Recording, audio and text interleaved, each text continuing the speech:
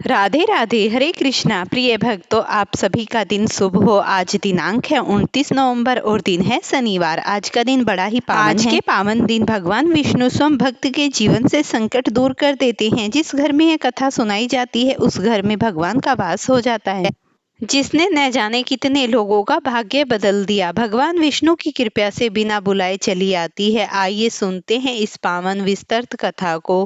गिर जाए, भक्ति उसे उठाकर फिर से दिव्य पथ पर खड़ा कर देती है।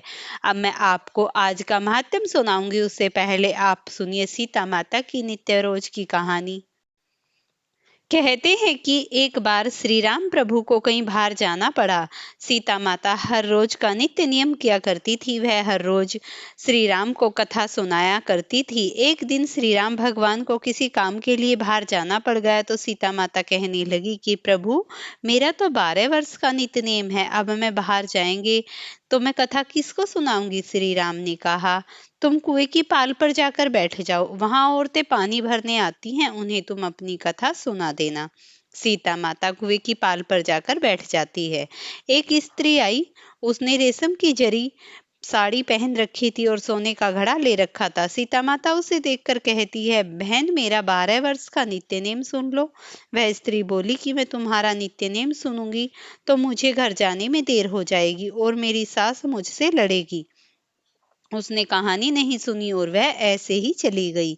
उसकी रेशम जरी की साड़ी पट गई, सोने का घड़ा मिट्टी के घड़े में बदल गया। सास ने देखा तो पूछा कि यह किस दोस्त को अपने सर लेकर आई है। बहू ने कहा कि कुएं पर एक औरत बैठी थी, उसने कहानी सुनने के लिए कहा, लेकिन मैंने उसकी कहानी नहीं सुनी। उसी का यह परिणाम हुआ। बहू की बात सुनकर अगले दिन वही साड़ी और घड़ा लेकर सास कुएं की पाल पर गई। सास को वही माता सीता बैठी मिली और माता सीता ने कहा, बहन, मेरी कहानी सुन ले। सास बोली कि एक बार छोड़, मैं तो 4 बार कहानी सुन लूंगी। राम आए, लखन आए, देश के पुजारी आए, नित नेम का नेम लाए, राम आओ बैठो राम, तपी रसोई जियो राम, माखन मिश्री खाओ राम, दूध बतासे पायो राम, सूत के पल को माठो राम, साल दुसाला पाठो राम, साल दुसाला ओढ़ो राम, जब बोलूं तब राम ही राम, राम सवारे सबके काम, खाली घर भंडार बड़े भरेंगे, सबका बेड़ा पार करेंगे, जय श्री राम, जय श्री राम। सास बोली कि बहन, कहानी तो बहुत अच्छी लगी। कहानी सुनकर सास चली गई और उसकी साड़ी फिर से जरी की बन गई। मिट्टी का घड़ा फिर से सोने के घड़े में बदल गया। बहू कहने लगी, सासू माँ, आपने ये सब कैसे किया। सास ने कहा कि बहू, तू दोष लगा के आई थी और अब मैं दोष उतार कर आ रही हूँ। बहू ने फिर सास से पूछा कि कुएं वाली स्त्री कौन है। सास बोली कि वे सीता माता थी, वो पुराने को नया कर देती हैं, खाली घर के भंडार भर देती हैं, वह लक्ष्मी जी का वास घर में कर देती हैं, आदमी जो भी हो इच्छा उसे पूरी कर देती हैं। बहू बोली कि ऐसी कहानी मुझे भी सुना दो। सास बोली कि ठीक है, तुम भी सुनो। सास ने कहानी सुनानी प्रारंभ कर दी।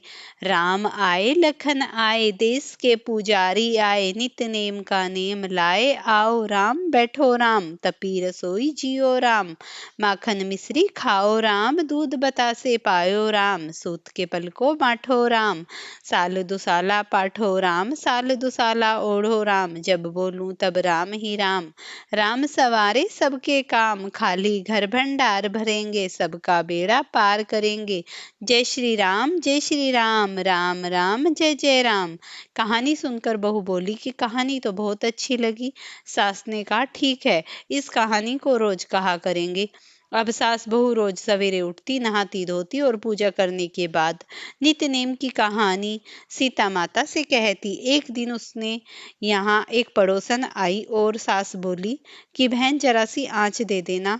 वह पड़ोसन उसकी सास को कहने लगी। वह बोली कि आज तो भी हमने जलाई ही नहीं। पड़ोसन ने कहा, तुम तो सवेरे 4 बजे उठकर क्या कर रही हो फिर। उन्होंने कहा कि सुबह उठकर हम पूजा करते हैं, फिर सीता माता की नित्य नेम की कथा कहते हैं। पड़ोसन ने उसकी बात सुनकर फिर कहा कि सीता माता की कहानी कहने से तुम्हें क्या मिला। वो बोली कि इनकी कहानी कहने से घर में भंडार भर गए, सारे काम सिद्ध हो गए, मन की इच्छा पूरी हो गई। पड़ोसन कहती है, फिर तो ठीक है बहन, इस कथा को मैं भी कहूंगी। वह बोली, ठीक है, तुम भी इस कहानी को सुन लो। सास कहानी सुनाने लगी। आए राम लखन आए, देश के पुजारी आए, नित्य नेम का नेम लाओ, आओ राम बैठो राम, तपी रसोई जियो राम, माखन मिश्री खाओ राम, दूध बतासे पायो राम, सूत के पलको माठो राम, साल दुसाला पाठो राम, साल दुसाला ओढ़ो राम, जब बोलूं तब राम ही राम, राम सवारे सबके काम, खाली घर भंडार भरेंगे, सबका बेड़ा पार करेंगे, जय सिया राम, जय सिया राम, जय जय राम। सारी कहानी सुनने के बाद पड़ोसन कहने लगी, बहन कहानी तो बहुत अच्छी लगी। अब वह पड़ोसन भी नित्यनेम सीता माता की कहानी कहने लगी। कहानी कहने से सीता माता ने पड़ोसन के घर में भी भंडार भर दिए। हे सीता माता, जैसे आपने उनके घर में भंडार भरे, वैसे भी आप हमारे घर के भंडार भरना। कहानी सुनने वाले और कहने वाले सबको सुखी जीवन देना, सबकी परेशानियां हरना और सबके जीवन में खुशहाली भर देना। प्रेम से बोलिए जानकी माता की जय। प्रिय भक्तों, अब आप आज का महात्म सुनिए। मार्गशीर्ष मास के 24वें दिन का महत्व देवताओं ने स्वयं बताया है। कहते हैं कि इस कथा का वर्णन, एक बार पृथ्वी पर अधर्म बढ़ने लगा। मनुष्यों के मन में दया, करुणा, सत्य, सेवा सब कम होने लगे। इससे पृथ्वी माता अत्यंत चिंतित हुई और वो भगवान श्री हरि विष्णु के पास पहुंच गई क्षीर सागर में। पृथ्वी ने कहा, प्रभु मेरे ऊपर बोझ बढ़ रहा है, पापाचार और क्रूरता से मेरा हृदय भारी हो गया, मुझे शांति कैसे मिलेगी। तब भगवान श्री हरि विष्णु मुस्कुराए और कहने लगे, माते, मार्गशीर्ष मास के 24वें दिन जो मनुष्य नियम, संयम और भक्ति से वर्त कर मेरी कथा सुनता है, उसके भीतर का तमस नष्ट हो जाता है और उसके पाप भी शांत हो जाते हैं। वह अधर्म से धर्मात्मा बन जाता है। ऐसा हर मनुष्य आपके बोझ को हल्का करता है। इतना कहकर भगवान विष्णु ने ब्रह्मा और शिव जी को बुलाया। तीनों देवों ने मिलकर यह निर्णय दिया कि जो भी भक्त इस तिथि की कथा सुनेगा और प्रभु के नाम का स्मरण करेगा, उसके जीवन में नया प्रकाश उत्पन्न होगा, घर में क्लेश दूर होंगे और दरिद्रता का नाश हो जाएगा। तभी नारद मुनि वहां आए और बोले, हे देव, मैं इस कथा को तीनों लोकों में फैलाऊंगा ताकि मनुष्य इस शुभ तिथि का महत्व समझें और ईश्वर की ओर लौट सके। और ऐसा ही हुआ। कथा का प्रभाव बढ़ने लगा। भक्तों के घर में शांति आई, रोग दूर हुए, व्यापार में वृद्धि हुई और जीवन में सौभाग्य और चमक उठा। भगवान ने आशीर्वाद दिया, मार्गशीर्ष के 24वें दिन सत्य, भक्ति और सेवा का पालन करने वाला व्यक्ति मेरे नजदीक आ जाता है, उसके पिछले दोष भी नष्ट हो जाते हैं। इस कथा को सुनने और मार्गशीर्ष मास में पालन करने से घर में स्थायी सुख शांति आ जाती है, परिवार की कलह समाप्त हो जाती है, पूजा का पुण्य कई गुना हो जाता है, मन की स्थिरता और आत्म शांति मिल जाती है, विष्णु लक्ष्मी की विशेष कृपा प्राप्त होती है।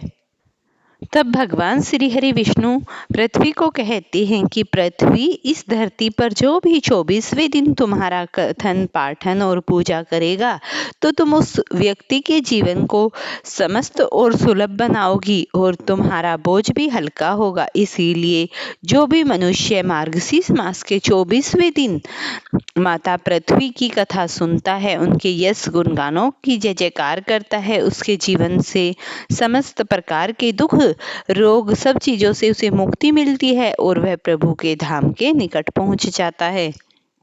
इसीलिए मनुष्य को अपने जीवन का भार दूर करने के लिए और अपने जीवन का सही सार्थक करने के लिए भगवान श्री हरि विष्णु के श्री चरणों में अपने जीवन को लगाना चाहिए। तभी भगवान इतने कृपालु हैं कि वो अपने भक्त की क्षण में हर समस्या को सुन लेते हैं और उसके जीवन की हर एक बाधाएं दूर कर देते हैं। माता पृथ्वी जब भगवान विष्णु से इस सांत्वना को सुना तो अत्यंत प्रसन्न हुई और फिर पृथ्वी लोक पर रहने लगी। इस तरीके से पृथ्वी माता न जाने कितने करोड़ों वर्षों से अभी भी बनी हुई है और समुद्र तल के ऊपरी भाग पर मनुष्यों की रक्षा करती है। उन्हें अन्न, जल, धन सब कुछ खाने को प्रदान करती है और मनुष्यों की हर एक इच्छा पूर्ति करती है।